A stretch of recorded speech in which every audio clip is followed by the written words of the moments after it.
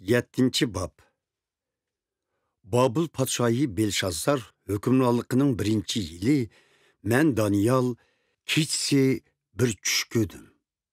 Tushimda ko'rgan g'oyibona alomatlarni xotirlab qo'ydim. Ko'rgan tushim mundoq edi. Oldimda 4 tarafdan ko'tarilgan qora bo'ron dengiz suyini chayqavatadi. Dengizdan bir-biriga o'xshamaydigan g'oyat cho'ng 4 diva chiqib keldi. Birinchisi shirg'i o'xshaydi, ammo burkutnikidek qanoti bor edi. Men ko'zitib turganimda uning qanotlari sundirib ilib-itildi. Uni yo'ligan edi.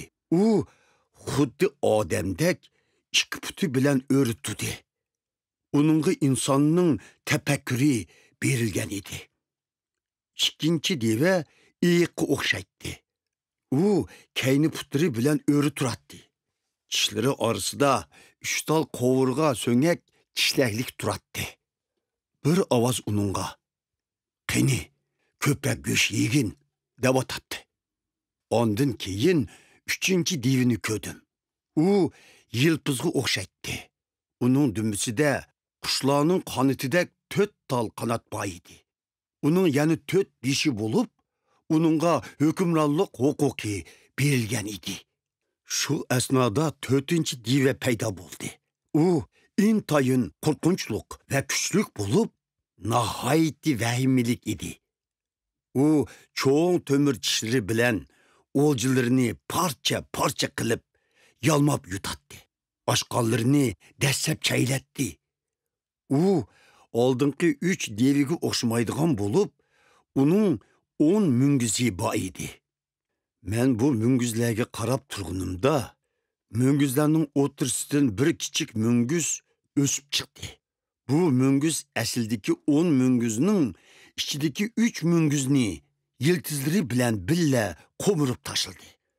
Bu mungizning odamga o'xshash ko'zi bor bo'lib, uning ig'zi takabburlarcha po etvatadi. Men qarab turadim. Bir qancha taxtlar o'z o'rinlariga qo'yildi.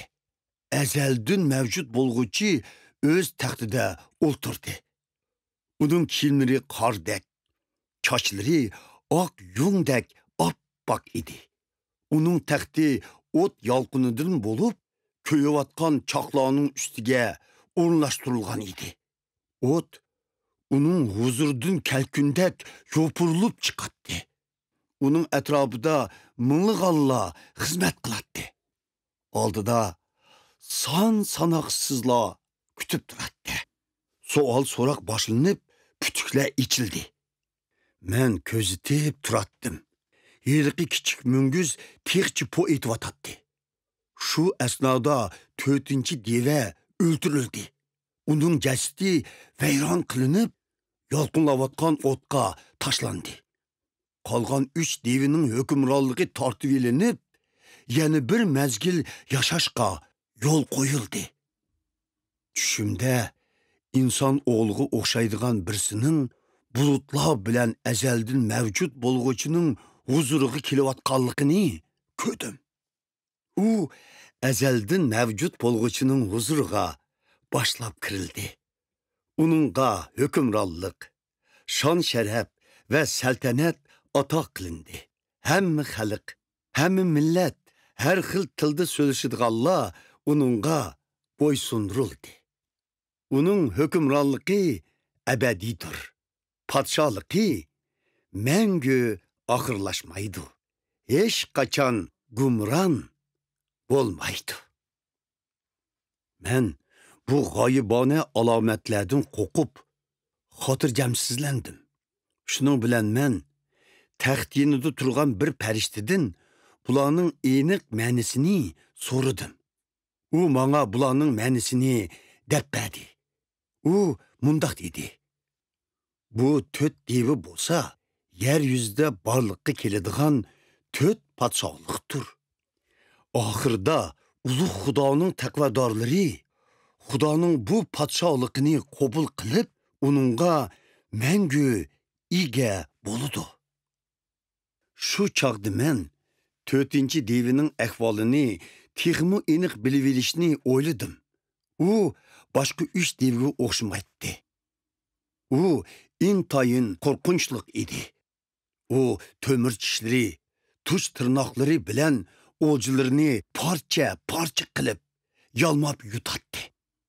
Oshqonlarini dasab chaylatdi.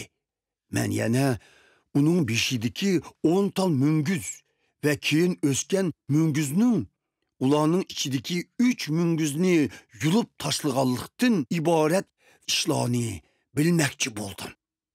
Kichik munguzning odamga o'xshash ko'zi ve ig'zi bor bo'lib, takabburlarcha po atatdi. Uning ta'siri boshqa munguzlarga qaraganda cho'ngroq edi. Men ko'zitib turganimda bu munguz Xudoning taqvodorlari bilan urush qilib, ularni mag'lub qildi. Shuningdan keyin azaldan mavjud bo'lg'uchi ulug' Xudo kelib, taqvodorlari uchun adolatni yoqiladi. Taqvodorlarning podshohlikka erishadigan kunlari yetib keldi. U farishta mundaq dedi: 4-chi deva bo'lsa, yer yuzida barliqqa keladigan 4-chi podshohlik bo'lib, boshqa podshohliklarga o'xshamaydi. U butun dunyoni yalmab yutib, dasab chaylab, pora qiladi. 10 munguz bo'lsa, bu podshohlikdagi 10 podshohni ko'rsatadi. Ulardan keyin yana bir podshoh barliqqa keladi. U ilgirki boshqa podshohlarga o'xshamaydi. U 10 podshohning ichidagi 3 podshohni mag'lub qiladi. U ulug' Xudoga qarshi gap qiladi va uning taqvodorlarini ezidi. Xudo bekitgan muqaddas bayramlar va qonunlarni o'zgartmoqchi bo'ladi. Taqvodorlar uning hukmronligida bir mezgil, 2 mezgil ve yani 20 mezgil turdu. Ondan erişte sual sorak başlandı. Zalim padşahının hukuki tartvilinip, mengülük yok kılındı. Yeryüzündeki barlık padşahlıklarının hukuki, heyvisi ve seltaneti Ulu Xudoning taqvodorlariga ötküzüp berilirdi. Ularning padşahlığı mengülük boludu. Hamma hükümrallar ularga xizmat qiladi ve bo'ysunudu.